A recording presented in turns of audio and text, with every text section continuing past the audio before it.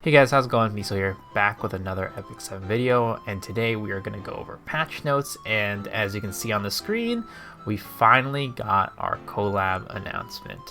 So, Epic 7 x rezero, that is super exciting. I'm sort of surprised that it's Epic 7 x rezero because rezero had a ton of collabs like a couple months ago. So I don't see why it took them so long to announce this and get everything in place. Did they just drop the ball with E7 or like, well, we're just gonna do all these other collabs and E7, you can wait. Sit over there, take a little chill pill, take a time out. I honestly don't know.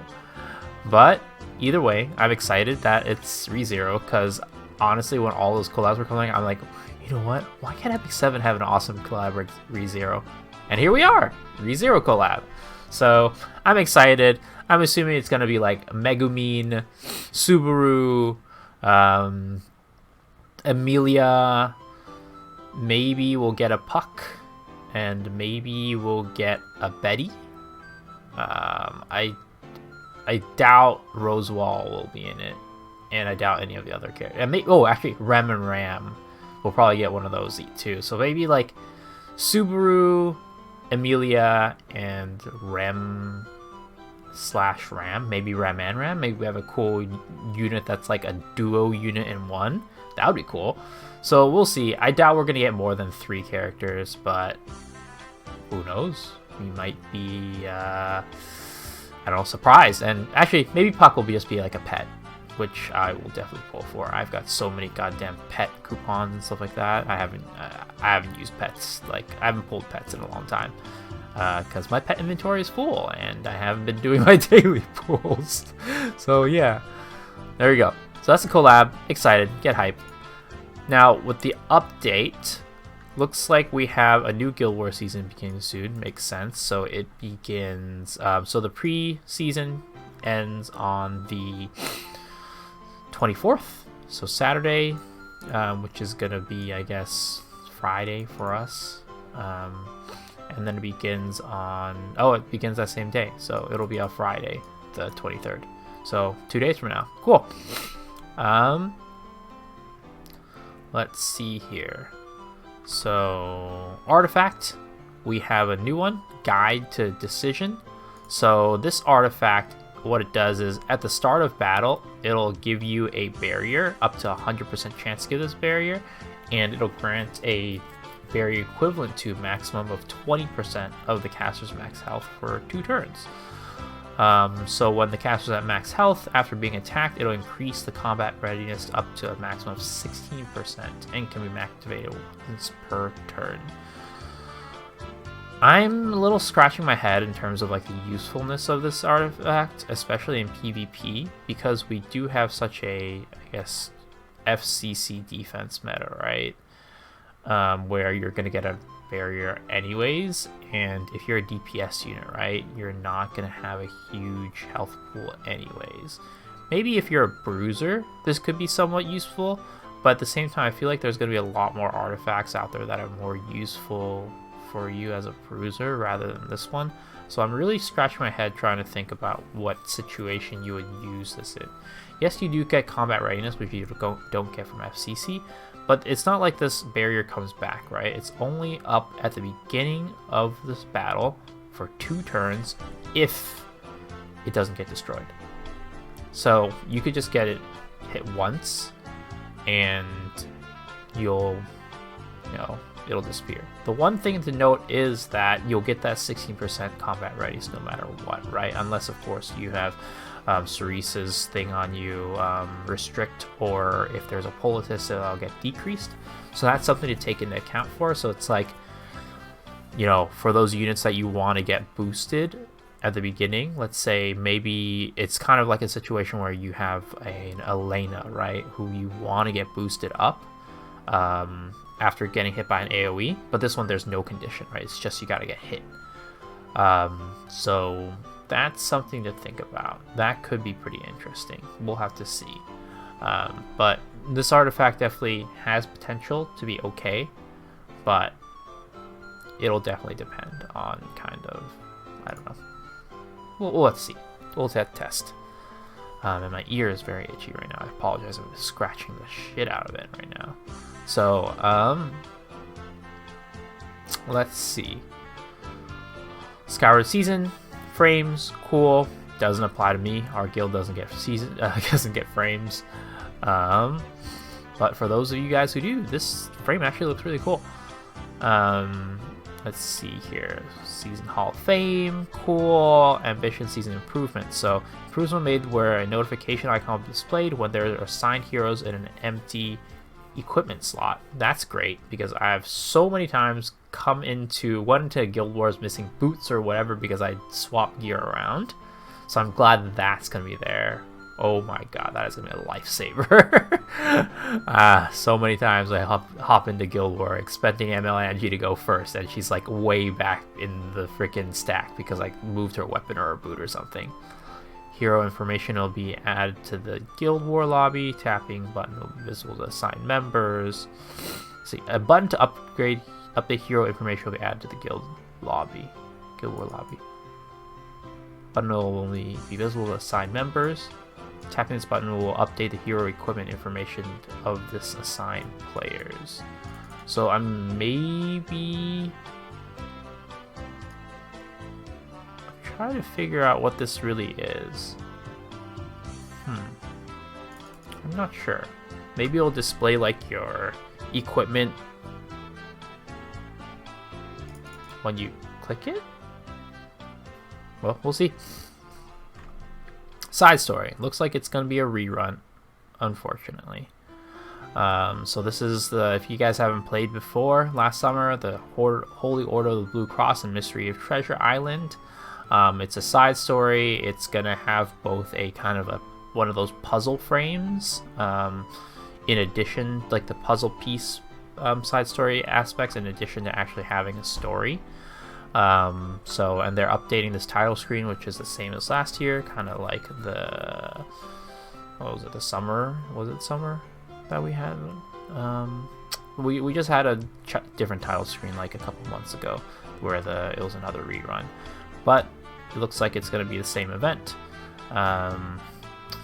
You're going to get the super duper water gun or whatever it's called. So that's basically like Card of Small Miracles, except a little bit better. Not in terms of damage, but like it'll give you, I think, like effectiveness. But it's a good artifact if you don't have it. If you don't have Card of Small Miracles, see, there's this puzzle piece part here. The annoying thing about this thing is gonna be like, again, there's like the more stages need to be unlocked by meeting certain conditions. I hate those. It's just like, come on, tell me what I need to do. I don't really care. But the guide here will provide a hint. Okay, just go on Reddit. You'll find it. You'll find the solutions. But yeah, puzzle pieces that you get from, I think, doing stuff. So you get these currencies, and then you will unlock the puzzle pieces with those currencies, is most likely how I remember it being. So there we go. That's the side story. Here are the rewards. The main rewards is the same as last year. So Mulagora background pack, you get these water gun thingies. You get another background pack. You get the transit zones. You get a pet. You get the weapon. And this set is an attack set, by the way, which is So we get the artifact, the gun, so 10%, 5% attack to all of your units except for the actually, is it caster? No, it's just, yeah, it's everybody. So 5% attack to everybody and increases your effectiveness up to 10%. Effectiveness part kind of meh, but you know, it could be useful. Let's see here. So now we get our epic pass, our skin, Amo looking kind of stacked in this picture. Normally she's kind of like this really, let's say reserved nun. And she was packing guns under there. Holy. Oh well. So, after maintenance, you're going to get the Epic Pass, which you can get this Amo skin in. As always, you can upgrade your Epic Pass with 900 Sky Stones. For me, personally, I just would recommend it regardless. And then you can buy the premium pass, and that'll give you the skin. So I'm always gonna be, of course you can buy the skin later in the skin shop when that comes out, but personally I always buy the 1800 Skystone pack just because I'm not a whale, I'm a dolphin, but I always buy it. I don't think you need to buy it. I don't think that, especially if you don't really care about the skin. I personally buy all the skins, so I think that you don't need to buy it. It's mostly just charms, which is always useful in my opinion, but again, it's something that you can get without paying. You get the catalyst chests, which is great. You get the transmit stones. You get I think 3 here, and you get 3 here. Yep. And you get a frame, and you get regular transmit stone, which is meh. You can always get that. So again, I don't think there's a ton in here that's super like you need it, especially with molas being less premium these days. So buy it if you want the skin, and don't buy it if you think you're low on Skystones and you want to save for the collab. So yeah, and this is what the skin looks like. In game, she looks a little less busty because she's got her arms there, but whatever. It's a cool skin regardless. I like it. And then lastly, I think this is the last thing. No, there's one more stuff here. So Holiday Euphine, limited unit. If you don't have her, pull on her. Champions Trophy, good effect, but not many warriors use it to good effect. So I'd say go for the hero and go for a copy of the artifact if you don't have it. But again, if you are really, really saving, I would recommend skipping Holiday Euphine because she's really not that strong right now, even after a buff. And I'd say that the collab units are probably going to be busted. That's my guess, because collab units are always busted. So yeah, Mui, you can completely skip that, unless you want her, of course. Spirit Altar adjustments, interesting. They are changing it to have 4 levels now instead of the 10. So I'm going to try to, I'm hoping, I don't know. We'll have to see how the distribution looks like for easy, normal, hard, hell in terms of the materials. I'm hoping that it'll be like easy will have just like the regular ones, normal will have like the middle ones, hard will have the higher epic runes, and the hell will just have the epic runes that drop at a higher rate. I don't know. Or maybe hard is like both the epic and the middle ones, the large ones and the middle ones, and then this last one will just be the large ones. We'll see. I'm hoping that'll be the case. There will be new reputation challenges, so hopefully I think these will be retroactive. And then so Spirit Altar changes there, that's the naming. Those are the quest, like the path, adventurous path, the little quests that you get. And then the pet skills will be adjusted as well. And then summer pet adoption rerun. I don't do pets, save for probably Puck. I'm assuming Puck will be coming. And then this part is cool. So this is just kind of like a bug change. This is a bug change. This is a bug change. This is a bug change, so you don't lose victory points when you win anymore, I think. Yep. And this is the big thing. So now you get to summon 10, which is so amazing because, I mean, there's so many times when I'm just like spamming a penguin summon like non-stop. If I could just press 10 summon, that would be great. I wish they would just give you a slider, but this is a good improvement, I'd say. Other than that, let's see. So Holiday Euphine again. If you guys don't know, what she does is her S3, she CR pushes and cleanses and gives a greater attack buff to herself. And then S2, it makes it so that the combat readiness debuffs on allies is basically reduced by a ton, so 30%. And it gives her evasion. So good counter to Basar. I think that's really kind of the only place she really fits as a counter to Basar. And her S1 burns and is AoE. I don't think she's that great. Skip, in my opinion. Mui, rerun. If you guys don't know what she does, S3